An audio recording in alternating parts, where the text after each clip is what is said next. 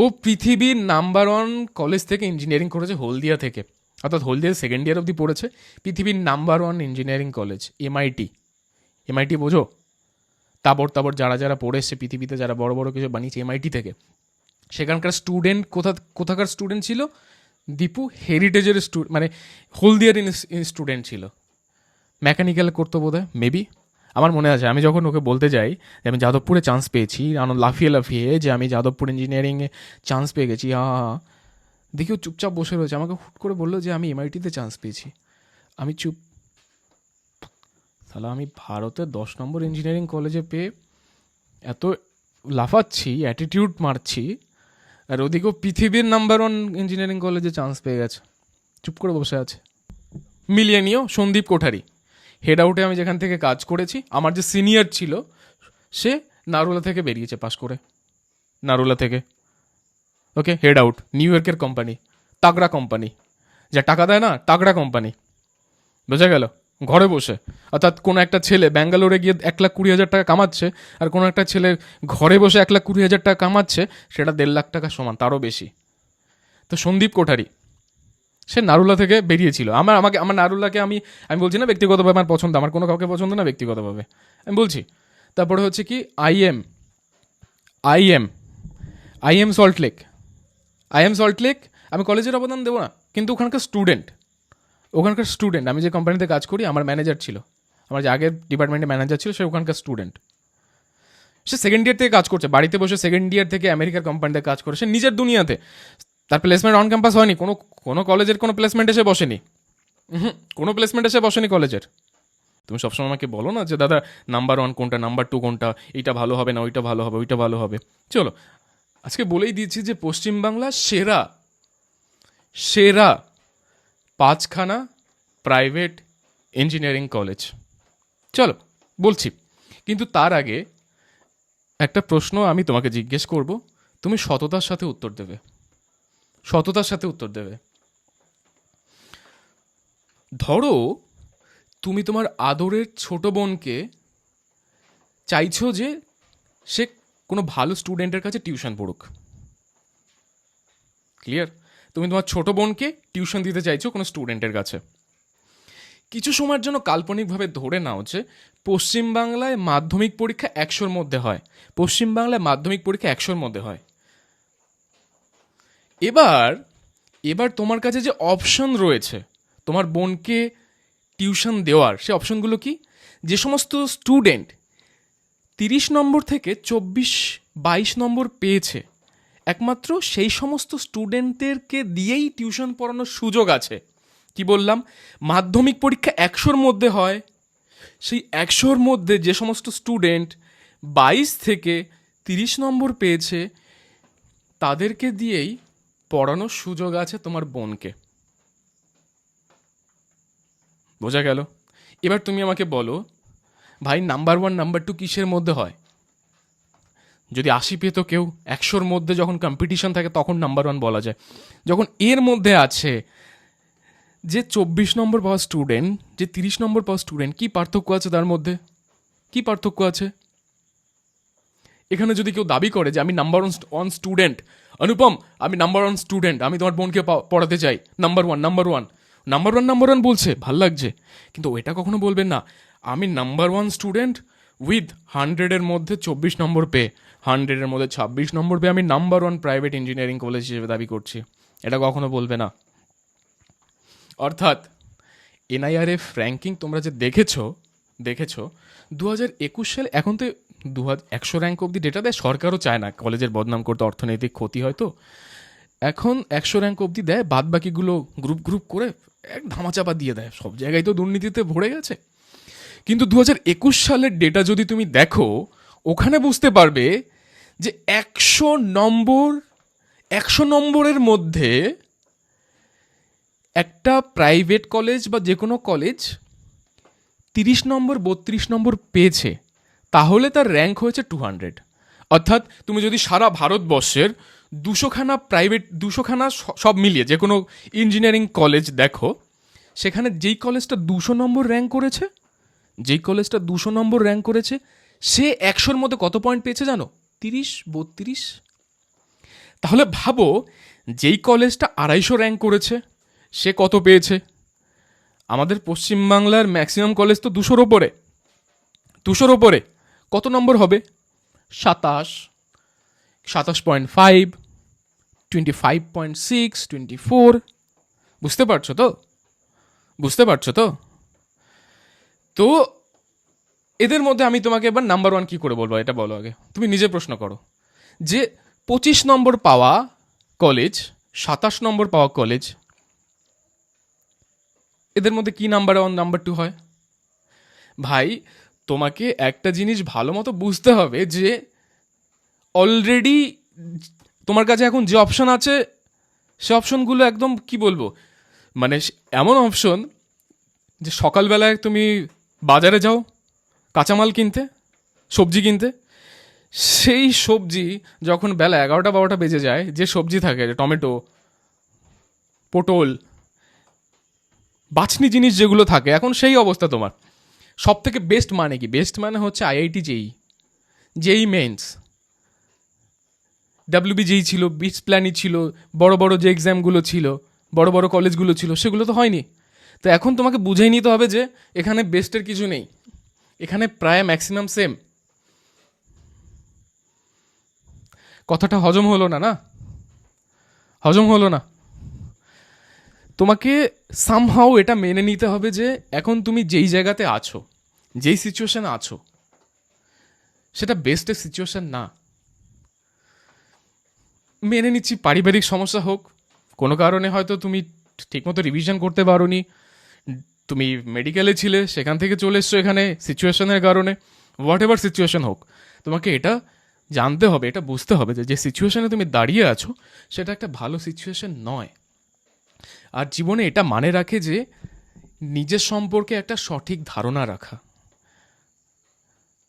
তোমার মাথায় টুপি নেই, তুমি ভেবে নিচ্ছ যে আমার মাথায় টুপি আছে, এটা ভুল। অন্তত নিজের সিচুয়েশনটাকে বুঝতে চেষ্টা করো যে যে সিচুয়েশনে এখন বিলং করছো এটা ভালো সিচুয়েশন না। আমি কোনো কলেজের নাম ধরে বলবে না, ধরো টপ, তো আমরা যারা টপ হিসেবে জানি যাদেরকে, ওরা কি স্টুডেন্টদের সাথে আমার কথা হয়, সেখানে বললো যে দাদা এটা সত্যি কথা যে আমাদের আমাদের কলেজে, আমাদের কলেজ আমি বলেই দিচ্ছি হেরিটেজ, আমি এখানে বদনাম করছি না, হেরিটেজ কলেজে বলে যে দাদা আমাদের কলেজে কম্পিউটার সায়েন্সে মোটামুটি 15-20 জন বাদে সবার প্লেসমেন্ট হয়ে গেছে। বোঝো, 15-20 জন বাদে দাদা সবার প্লেসমেন্ট হয়ে গেছে।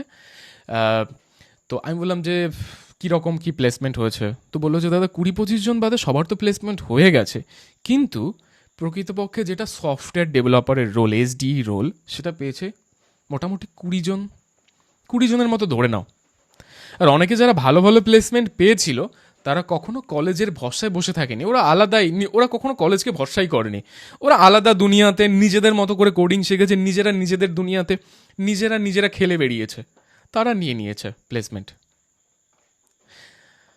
তো এটার মাধ্যমে দিয়ে আমি কি বোঝাতে চাইছি, এটার মধ্যে দিয়ে আমি কি বোঝাতে চাইছি যে ভালো কলেজ মানে কি? ভালো কলেজ মানে হচ্ছে যে ভালো নিশ্চয়তা, ভালো ভবিষ্যতের নিশ্চয়তা, তুমি যে গিয়ে শিখবে সেটার নিশ্চয়তা, এটার মানে হচ্ছে ভালো কলেজ। এটা কি এখানে আছে? আমাদের নেই। কিন্তু যেটা আছে এখন, যে সিচুয়েশন আমাদের মধ্যে যেটা আছে সেটা নিয়েই ডিল করতে হবে। বোঝা গেল? তো আমি বলেছি, বলার পরে মোটামুটি আমি তোমাদেরকে এটা ধারণা দিয়ে দিলাম যে আমাদের পশ্চিমবাংলার যে কটা প্রাইভেট কলেজ আছে, এক হচ্ছে কি আইইএম সল্ট লেক, আইএম সল্ট লেক, বুঝো কিন্তু আইএম সল্ট লেক, আইএম কোনটা না সেটা আমি বলবো না এখানে ভিডিওতে, অনেকে রেগে যাবে। তো আইএম শুধুমাত্র সল্ট লেক গত বছর কি তার আগের বছর 150 থেকে 200-র মধ্যে র্যাঙ্ক করেছিল। ওই আবার বলছি, বড়জোর 34 কি 35 নম্বর পেয়েছিল। ওকে, এছাড়া ম্যাক্সিমাম আমাদের কলেজ যেটা 200 থেকে 300-র মধ্যে র্যাঙ্ক করে থাকে, আমাদের পশ্চিমবাংলার যে সমস্ত প্রাইভেট কলেজ রয়েছে তাদের 200 থেকে 300-র মধ্যে প্রাইভেট কলেজ র্যাঙ্ক করে থাকে। এদের মধ্যে আমি তোমাদেরকে নামও বলেছি যে তোমার মেঘনাথ শাহ ছিল, বিসি রয় ছিল কোনো বছর, তারপরে কোনো বছর কল্যাণী, জিআইএস কল্যাণী ছিল, কোনো বছর নারুলা ছিল, তারপরে তারপরে হোয়াট এভার, আমার পুরোপুরি নাম মনে আসছে না, এরকমটা ছিল। তো এবার আমি যদি তোমাদেরকে বলি যে দাদা এখন যেটা হওয়ার হয়ে গেছে দাদা, এবং আমি নিজ দায়িত্বে নিজের ভুল স্বীকার করে, যে আমার সিচুয়েশন ভালো নেই সেটাকে মেনে নিয়ে সেটাকে স্বীকার করে আমি নতুন করে যাত্রা শুরু করতে চাই। আমি আমার পাপের প্রায়শ্চিত্ত করতে চাই। আমি ঠিকঠাক হয়ে পড়াশোনা করতে চাই দাদা। তো এখন আমার কাছে যে অপশন আছে সেটার মধ্যে বলুন যে আমি কি কি বেছে নিতে পারি। তো সেটার মধ্যে আমি আগে নিজেকে স্যালেন্ডার করে বললাম যে লেভেলটাকে বুঝে নিতে হবে যে আমরা কোন জিনিসের ওপর ডিল করছি। 30, 35, 25, 26 পাওয়া জিনিসের উপর ডিল করছি। হ্যাঁ, তো আমি যদি বলি যে আমি 3টে কলেজকে না একসঙ্গে কম্বাইন্ড করে রাখবো, যেগুলো তোমরা সবাই জানো, যে টেকনো মেইন, তারপরে হেরিটেজ, আর হচ্ছে আইএম নিউ টাউন। বা আমি আবার যদি ঘুরিয়ে বলি যে হেরিটেজ, টেকনো মেইন সল্টলেক, আর হচ্ছে তোমার কি বলবো আইএম যেটা মেইন ক্যাম্পাস সল্টলেক, বা ভাইস ভার্সা, 3টেকে আমি মোটামুটি এক জায়গাতে রাখবো। ঠিক আছে, তোমাদের সবার কাছেই তোমরা জানা, এটা আমাদের নতুন কিছুই না। এছাড়া যে কলেজগুলো রয়েছে, এছাড়া যে বাঞ্চ অফ কলেজগুলো রয়েছে, সেখান থেকে যে যে এছাড়া যদি আমি একটা ক্যাটাগরি করি তোমাদের কাছে, সেখানে আসছে যে নারুলা আসছে, গুরু নানক আসছে, তারপরে বিসি রয় আসছে, তারপরে হচ্ছে গিয়ে মেঘনাথ শাহ আসছে, এরপরে তোমার নেতাজি সুভাষ আসছে, তারপরে জিআইএস কল্যাণী আসছে, আরও কয়েকটা কলেজ মোটামুটি। সেই সমস্ত কোন সমস্ত কলেজ এরপরে কনসিডার করবে বলেছি আমি, যে সমস্ত কলেজের কোনো না কোনোবার এনআইআরএফ র্যাঙ্কিং এসছিল তারা। ঠিক আছে, এনআইআরএফ র্যাঙ্কিংয়ে সবাই আবেদন করে, জায়গা হয় না কিন্তু। আবেদনের র্যাঙ্ক তোমরা গেলেই দেখতে পারবে, অনেকে আবেদন করে, পশ্চিমবাংলার সব কলেজ আসে আবেদন করছে। অনেকে বলবে এনআইআরএফ র্যাঙ্ক বায়াস, ভালো না। বাড়িতে অ্যাপ্লাই কেন করো? ভালো না তো অ্যাপ্লাই কেন করো? অ্যাপ্লাই তো ঠিকই করো। ভালো না, ফেক, ভুলভাল। অনেকে নিজেকে দেখি এবিপি আনন্দের নাম দ্বারা স্বীকৃত নাম্বার 1 ইঞ্জিনিয়ারিং কলেজ, ভুলভাল করে দাবি করে দিচ্ছে। ওদের কথা বলছি না। কেউ যদি তোমাকে বলে এনআইআরএফ র্যাঙ্কিং বায়াসড, ভালো না যে কলেজ বলছে, তো অ্যাপ্লাই কেন করছে? আমি তো বুঝি না। অ্যাপ্লাই তো করছে, আবেদন তো করছে। হ্যাঁ, ভালো না বলছে। তো পরের যে গ্রুপটা আমি বলছি সেটার মধ্যে মোটামুটি আমি সেমভাবে বলছি যে নারুলা, নেতাজি সুভাষ, তারপরে হচ্ছে গিয়ে মেঘনাথ শাহ, গুরু নানক, জিআইএস কল্যাণী, বিসির, এগুলো কোনো না কোনোবার র্যাঙ্কে ছিল। আমি যদি একটা দুটো মিস করে যাই আমাকে ক্ষমা করবে। এমআইটি ইউনিভার্সিটি ছিল বা বা এরকম কিছু একটা। ওকে, তো এগুলোর মধ্যে আমি সব থেকে একটু উপরের দিকে রাখবো কাকে জানো তো? নারুলাকে রাখবো। নারুলাকে কেন আমি নারুলাকে রাখবো? আমাকে স্টুডেন্টরা বলে, আমি এখানে দেখেছি না, আমি এটাকে বলবো না। আমি হেড আউটে যেখানে কাজ করেছি, সন্দীপ কোঠারি, মিলিয়ে নিও সন্দীপ কোঠারি, হেড আউটে আমি যেখান থেকে কাজ করেছি, আমার যে সিনিয়র ছিল সে নারুলা থেকে বেরিয়েছে পাশ করে, নারুলা থেকে। ওকে, হেড আউট, নিউ ইয়র্কের কোম্পানি, তাগড়া কোম্পানি, যা টাকা দেয় না, তাগড়া কোম্পানি। বোঝা গেল? ঘরে বসে, অর্থাৎ কোনো একটা ছেলে ব্যাঙ্গালোরে গিয়ে 1,20,000 টাকা কামাচ্ছে, আর কোনো একটা ছেলে ঘরে বসে 1,20,000 টাকা কামাচ্ছে, সেটা 1.5 লাখ টাকা সমান, তারও বেশি। তো সন্দীপ কোঠারি সে নারুলা থেকে বেরিয়েছিল। আমার নারুলাকে আমি আমি বলছি না ব্যক্তিগতভাবে আমার পছন্দ, আমার কোনো কাউকে পছন্দ না ব্যক্তিগতভাবে, আমি বলছি। তারপরে হচ্ছে কি আইএম আইএম আইএম সল্টলেক, আমি কলেজের অবদান দেবো না, কিন্তু ওখানকার স্টুডেন্ট, আমি যে কোম্পানিতে কাজ করি, আমার ম্যানেজার ছিল, আমার যে আগের ডিপার্টমেন্টে ম্যানেজার ছিল, সে ওখানকার স্টুডেন্ট। সে সেকেন্ড ইয়ার থেকে কাজ করছে, বাড়িতে বসে সেকেন্ড ইয়ার থেকে আমেরিকার কোম্পানিতে কাজ করে, সে নিজের দুনিয়াতে। তার প্লেসমেন্ট অন ক্যাম্পাস হয়নি, কোনো কলেজের কোনো প্লেসমেন্ট এসে বসেনি।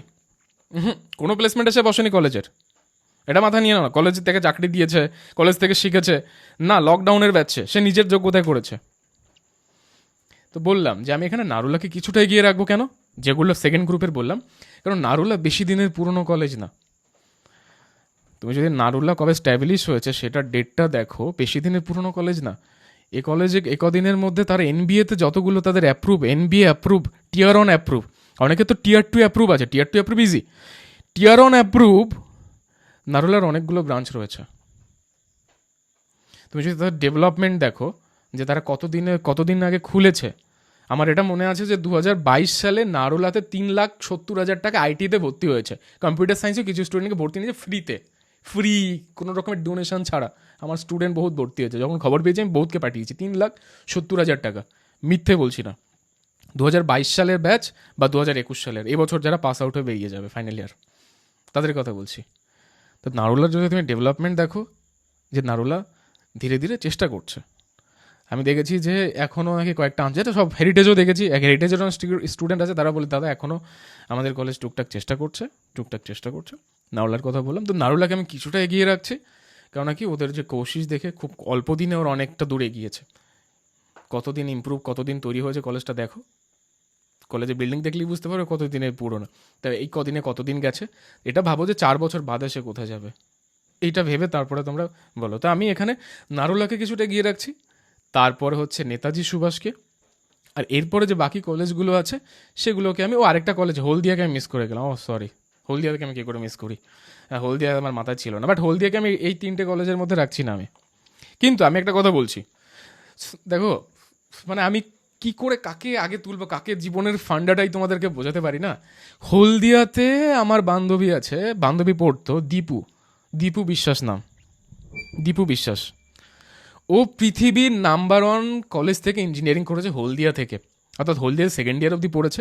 পৃথিবীর number 1 engineering college MIT, MIT বোঝো, তাবড় তাবড় যারা যারা পড়ে এসছে পৃথিবীতে, যারা বড় বড় কিছু বানিয়েছে এমআইটি থেকে, সেখানকার স্টুডেন্ট কোথাকার স্টুডেন্ট ছিল, দীপু হেরিটেজের মানে হলদিয়ার স্টুডেন্ট ছিল, মেকানিক্যাল করতো বোধ হয় মেবি, আমার মনে আছে। আমি যখন ওকে বলতে যাই যে আমি যাদবপুরে চান্স পেয়েছি, লাফিয়ে লাফিয়ে যে আমি যাদবপুর ইঞ্জিনিয়ারিংয়ে চান্স পেয়ে গেছি, দেখি ও চুপচাপ বসে রয়েছে, আমাকে হুট করে বললো যে আমি এমআইটিতে চান্স পেয়েছি।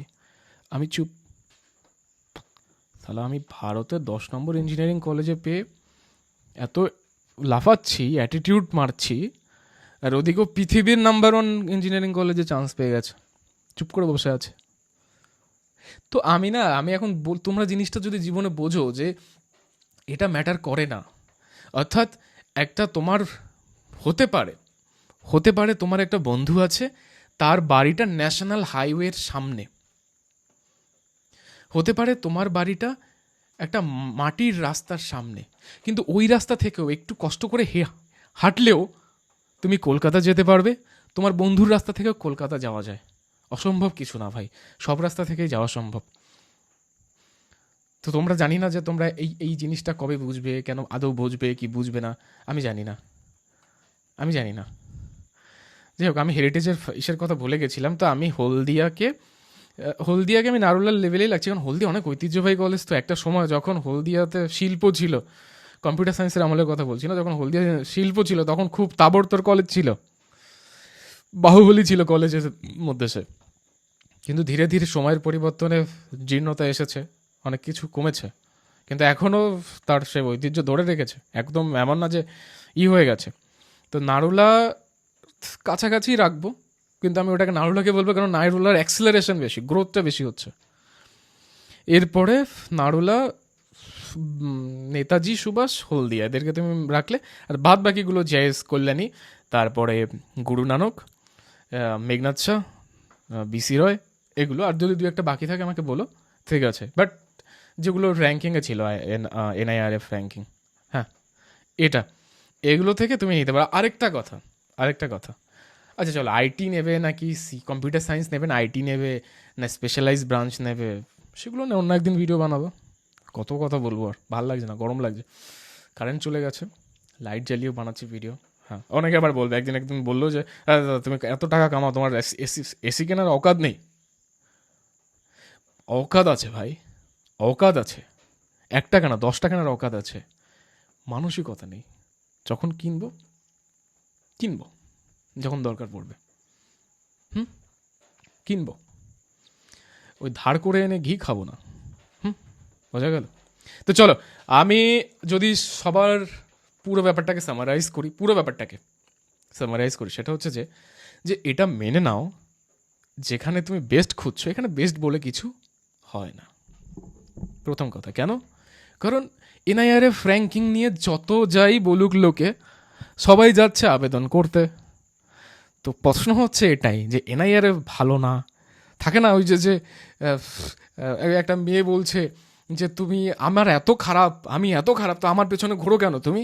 তো ব্যাপারটা হচ্ছে ওরকম, ভালো না অ্যাপ্লাই আবার সবাই করে দেখি, লিস্টটা দেখো এনআইআর র্যাঙ্কিংয়ের জন্য কারা কারা পার্টিসিপেট করেছিল, যারা যারা বলছে ভালো না তারা তারা প্রতি বছরের লিস্টটা দেওয়া আছে পার্টিসিপেট করেছিল কিনা, তারা তো বলে যে ভালো না ভালো না।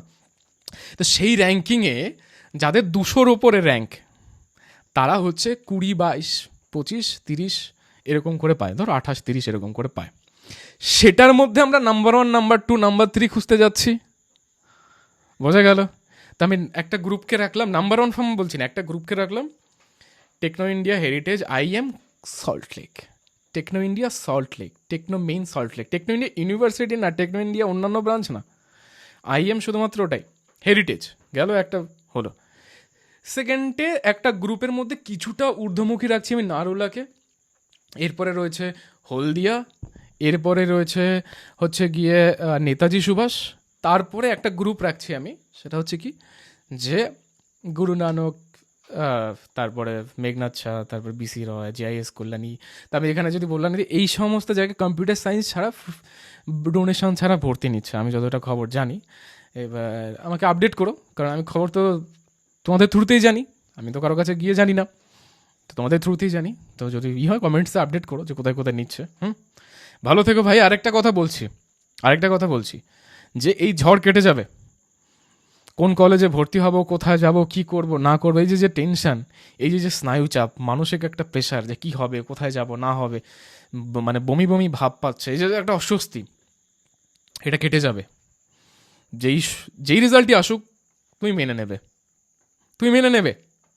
কিন্তু একটা জিনিস ভাই, এই যে 3টে মাস তুমি কি শুধু মনের মধ্যে নেগেটিভিটি, ভয়, আতঙ্ক এগুলোই দিয়ে যাবে? তুমি কিছু শিখবে না? তুমি যেই সাবজেক্ট নিয়ে পড়তে চাইছো, যেটা নিয়ে এগোতে চাইছো, সেটাই স্কিল ডেভেলপ করতে শুরু করে দাও। বলে দিচ্ছি আমি, তুমি যখন যাবে না, আমি তোমাকে বলে দিচ্ছি, তুমি যখন ধরো তুমি হেরিটেজে গেলে ওখানে ম্যাক্সিমাম CBSE ICSE বোর্ডের স্টুডেন্ট ভাই, দেখবে আগে থেকেই জাভা জানে, আগে থেকে পাইথন জানে।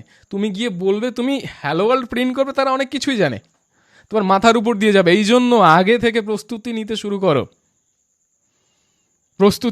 করো। ইউটিউবের যে কোনো একটা প্লে লিস্ট তুলে দেখতে শুরু করে দাও। একটা ছোটোখাটো ফ্রিতে অ্যাডভাইস দিচ্ছি, সৌরভ শুক্লা নামে একটা ইউটিউবের চ্যানেল আছে, সৌরভ শুক্লা। ওনার পুরোনো ভিডিও, একটু সাউন্ড কোয়ালিটি ভালো, একটু বোরিং লাগলেও লাগতে পারে, কিন্তু কন্টেন্ট আছে ভাই, গিয়ে দেখো, প্রথম থেকে শুরু করো, কোনো চাপ নেই।